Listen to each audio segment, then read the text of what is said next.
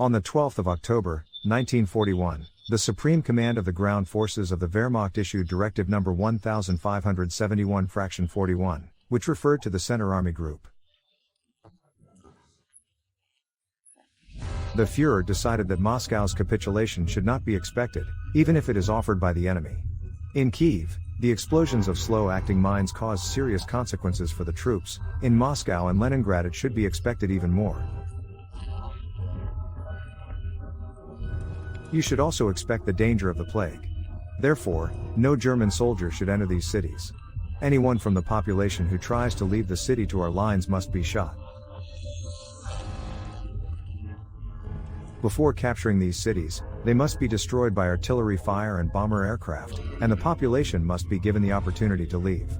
The chaos in Russia will increase, and the use of the areas we occupy will become easier if more and more people move inland.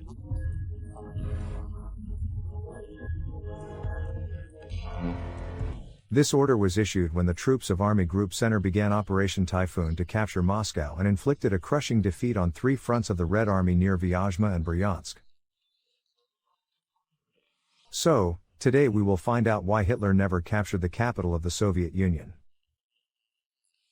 Greetings, friends. My name is Vladlen Muraev. You are on the History Without Myths channel, where we talk about the past of Ukraine and the world without embellishments and falsification. Subscribe to History Without Myths and click the bell so you don't miss our new videos. May Ukrainian YouTube flourish. It seemed that in the first half of October, the road to Moscow was almost open to the Germans. Even modern Russian historians consider it a miracle that the Nazis did not capture Moscow already then. What happened? First of all, let's not forget that the encirclement of huge groups of Soviet troops did not mean their complete destruction. Whole formations and individual units continued to fight desperately, trying to escape from the grip of the enemy. Many of the members of the Bryansk front succeeded in this.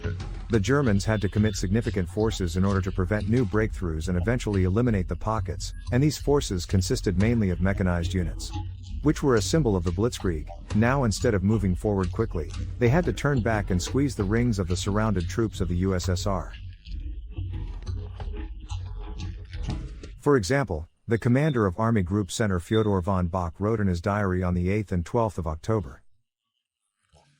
The liquidation of the Bryansk pocket is progressing very slowly. Guderian can't advance yet, just like Wykes, the Second Army, can't. He is busy liquidating the Bryansk pocket. A significant problem for the Germans turned out to be stretched communications and shortcomings of the logistics system. The volume of railway transportation from the deep rear turned out to be too small, and this led to a chain of problems related to the transfer of supplies and providing the troops with everything they needed. It also turned out that there were few roads in the Soviet Union, and all of them were of terrible quality. Even in good weather, there were situations when all roads, more or less suitable for the advancement of mechanized connections, were filled with troops. This made the maneuvering of forces and the delivery of supplies much more difficult or impossible. It got really bad when the rains started and the roads became acidic.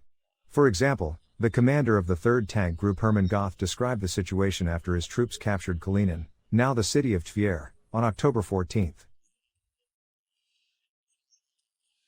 But after that, the enemy had an ally who managed to do what, despite all the sacrifices, the Soviet command could not achieve.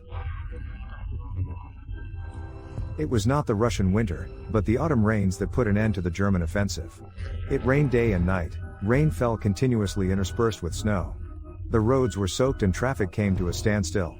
Lack of ammunition, fuel and food determined the tactical and operational situation of the next 3 weeks. You can find many similar statements in the memoirs of Germans of various ranks. Soviet and Russian historians are skeptical about the influence of weather on the development of events. Thus, one of the leading experts on this issue, Alexei Isayev, claims that roadlessness did not have a particular impact. For example, at night the mud froze over and even cars could safely drive on it. In my opinion, this is purely cabinet manipulation. The very fact that the roads could be traveled only at night shows the significant influence of the weather on the mobility of the Wehrmacht, and then you can easily imagine what those trips were like.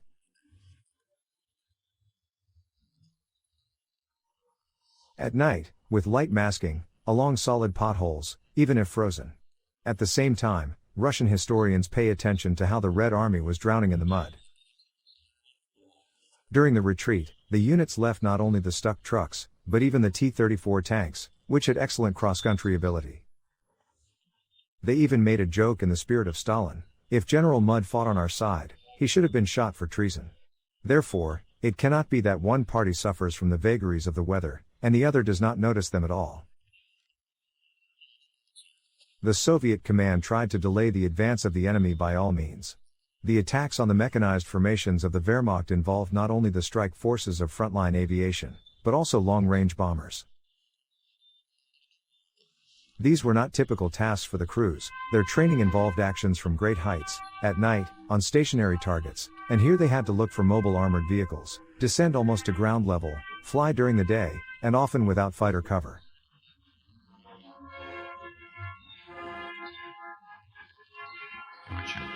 As a result, huge losses. For example, on October 18, it was possible to collect 108 long-range aircraft for raids, of which 19 did not return to their airfields. That's 18%. That is, 5 more days at this rate, and there would be nothing left of those 100 planes. The Mozai defense line would have to hold back the troops of Army Group Center.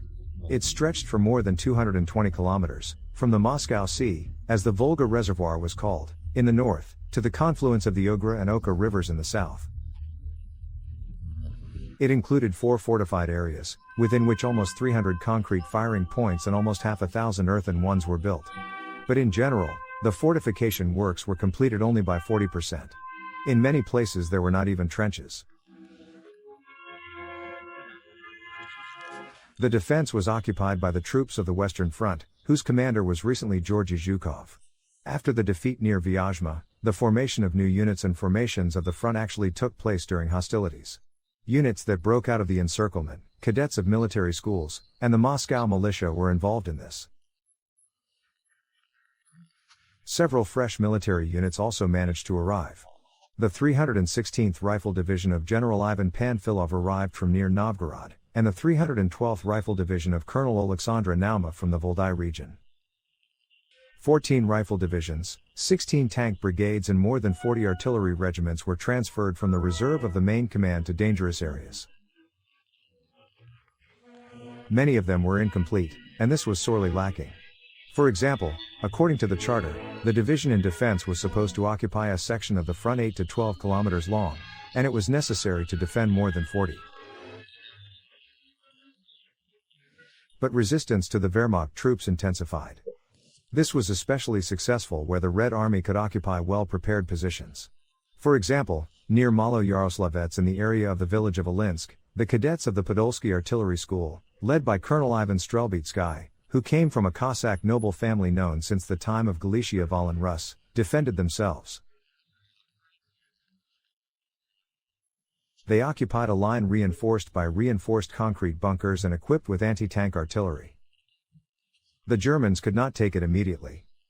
Then a column of tanks made a bypass maneuver and on the 16th of October attacked from the rear. But unexpectedly, they jumped into an anti-aircraft position with 2 88mm guns.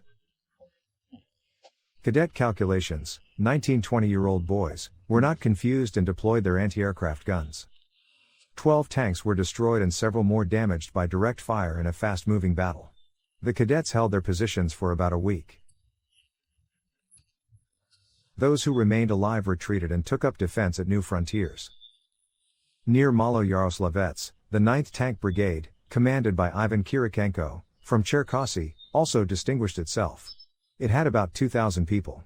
61 tanks of various types, including 22 T-34.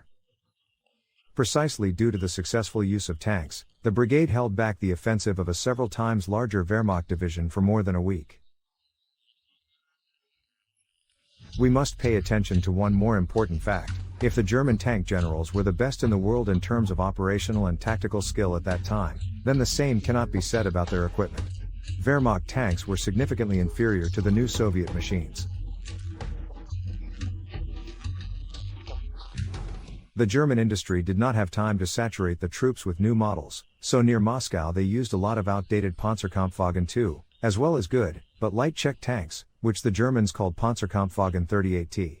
But even the best German tanks Panzer IV of the early versions at that time lost in basic characteristics to their classmates T-34.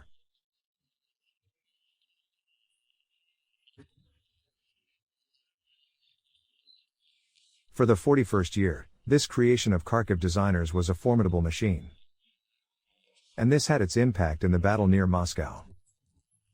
In German memoirists, you can find a lot of memories about how difficult it was for them to meet with T-34. Karl Rupp, Commander Panzerkampfwagen II of the 5th Panzer Division, noted, "The most important weapon, an 88mm anti-aircraft gun, was added to 5 to 8 of our tanks. Only it allowed us to fight back against those impenetrable T-34 that shot our tanks like rabbits.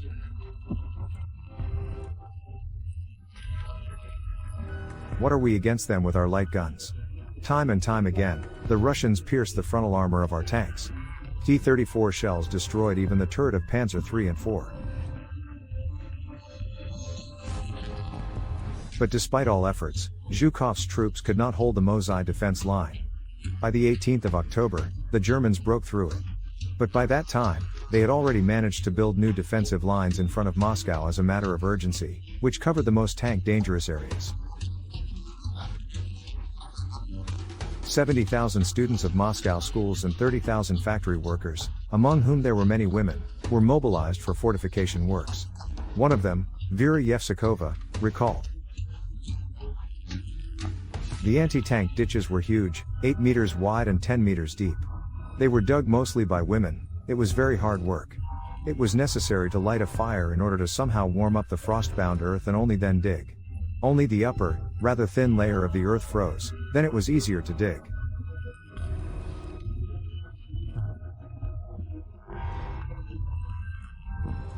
Having encountered new defensive positions, the German command decided to suspend the offensive. This allowed the troops to rest a bit, draw up reserves and improve supplies. In addition, it was necessary to wait until the ground finally froze. Impenetrable mud will disappear, and mechanized connections will regain their legendary mobility. In the southern direction, on the 29th of October, the advanced units of the 2nd Tank Army reached Tula. Fierce battles broke out near this city and the Wehrmacht stopped advancing. Fundamentally, the situation did not change with the arrival of the forces of the 2nd and 4th Field Armies. Tula ended up in a semi-ring, but the Wehrmacht never achieved more. For the defense of Moscow from the northwestern direction, the Kalininsky Front was created by the Order of the Stake from the 17th of October. It was headed by Ivan Konev. At first glance, such an appointment seemed strange, because not much time passed after the terrible defeat of Konev's troops near Vyazma, when the general did not come under the tribunal. It is believed that Zhukov's patronage helped Konev not only to survive, but also to stay at the highest levels of the military hierarchy. But let's not forget that the first commander of the Western Front, Dmitro Pavlov, was removed by Stalin's decision after the defeat in the border battles and shot 3 weeks later. In the catastrophic situation of October, the leader was no longer ready to deal with his defeated generals. Only Zhukov, determined to brutality, remained. Having chosen him for the role of the savior of Moscow, Stalin was ready to agree to any proposals. From the very beginning, the command of the Kalinin Front tried to act actively, even organized a counteroffensive operation with the aim of recapturing Kalinin. Although it was not possible to do this, the German offensive stopped. In November, the situation near Moscow stabilized. Taking advantage of this, the Soviet leadership decided to hold a parade on the 7th of November for the next anniversary of the October Revolution. It became perhaps the most successful Soviet PR campaign in the entire history of the USSR. Even in the West, it was perceived as a demonstration that the Soviets were ready to fight Hitler until the last opportunity. Footage from the parade was included in the documentary propaganda film The Defeat of German Troops Near Moscow. Its re-edited version was shown in the USA under the name Moscow Strikes Back. Moscow Strikes Back was shown in order to spread sympathy for the Soviet ally in the States and incite anti-Nazi sentiment. In 1943, the film, apparently for political reasons, was awarded the Oscar Prize in the Best Documentary category. In the future, only 3 Soviet films will win the most prestigious cinematographic award in the world. War and Peace by Serhiy Bondarchuk. Dersu Uzala by Akira Kurosawa, a joint Soviet-Japanese film. Moscow Does Not Believe in Tears by Vladimir Menshov. The pause at the front did not only surprise the world with a parade on the snowy Red Square. Undoubtedly, it benefited the Soviet command as well. New echelons with fresh troops arrived from the east. Came help from the UK, and then from the USA. On November 20th, a battalion armed with British tanks appeared near Moscow. By the end of 1941, the USSR had received 187 Matilda II and 249 Valentine. At the final stage of the defensive period of the Battle of Moscow, British vehicles accounted for 30 to 40% of medium and heavy tanks. In addition, in December, 16% of the fighters that protected the skies of Moscow were Hawker Hurricane and Curtiss Tomahawk. In the middle of November, the command of the Wehrmacht decided that the conditions were ripe for a decisive attack on Moscow. On the 15th, 16th, the 3rd and 4th Tank Groups under the command of Generals Hermann Goth and Erich Heppner went on the offensive on the northern flank. On the 18th, Heinz Guderian's 2nd Tank Group went forward in the south, bypassing Tula. Gunther von Kluge's 4th Field Army had to attack Zhukov's main forces in the center. At first, the offensive in the north developed successfully. On the 27th of November, the Wehrmacht forced the last major water obstacle on the way to the Soviet capital, the Moscow-Volga Canal, and on the 1st of December, the Germans entered Krasnaya Polyana, from where it was 30 kilometers to the Kremlin. The next day, one of the officers of the 2nd Tank Division wrote, "From Krasnaya Polyana, you can watch the life of the Russian capital through a telescope." It was the biggest success. Further progress was hindered not only by the resistance of the Red Army.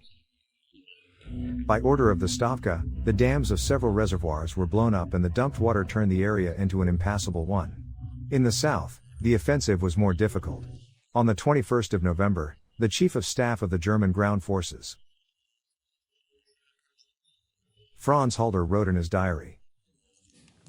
In the afternoon, Guderian reported that his troops were out of breath.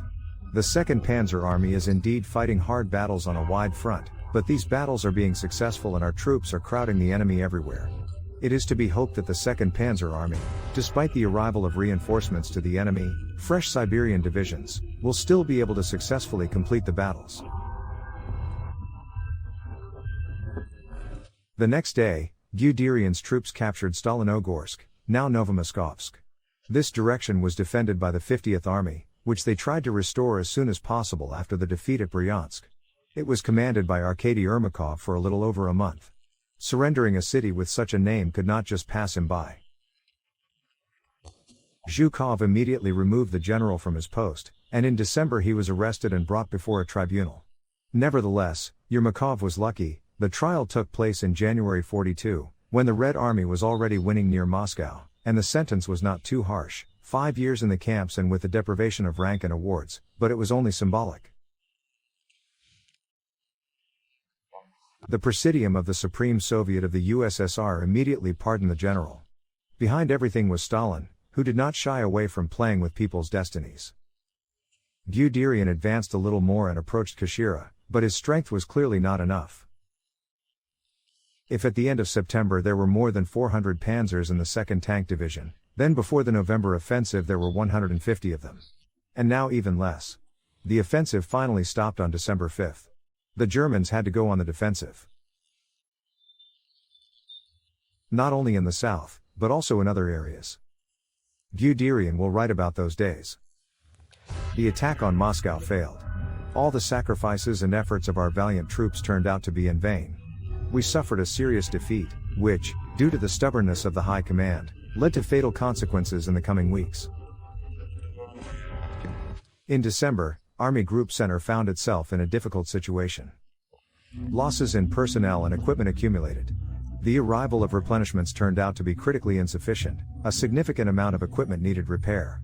There were more and more signs of problems with the supply of the most necessary, especially winter uniforms. The fact is that active hostilities on the Eastern Front were planned to end before winter. Only the occupation troops were to remain there, less than a third of the number of those who actually faced the Russian frosts, when the temperature dropped to -30. Accordingly, warm uniforms were prepared for exactly this amount, and now there was simply nowhere to get them.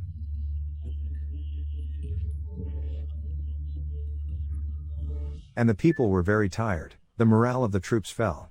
This is what Feldfebel Schiff of the 98th Infantry Division testified. Beards that have grown back make us all look like submariners. Our hands are covered with a crust of dirt. When was the last time we washed our uniforms? When did we wash ourselves? It seems that more than 1 month has passed. The body became stiff from constant lying, twisted in the trenches. You don't feel your hands or feet from the cold. But you feel like lice are eating you. And where are our good comrades who fought side by side with us? Instead, the situation on the Soviet side improved. More than 1,100,000 personnel and almost 800 tanks have already been concentrated in the Moscow region. According to Soviet data, according to these indicators, Army Group Center still prevailed by 1.5 times. German researchers prove the opposite. Thus, Henning Turing in the book Als der Osten Brand, published in Berlin in the year 2011, indicates that, on the contrary, the ratio of forces was 1.5 to 1 in favor of the Red Army. In the English language literature, there is an opinion about the approximate equality of forces at that time near Moscow. Looks like it's true. Yes, if we take into account von Bock's data that his divisions lost half of their personnel, then in the remainder we will have a little less than 1 million people, which roughly corresponds to the Soviet group.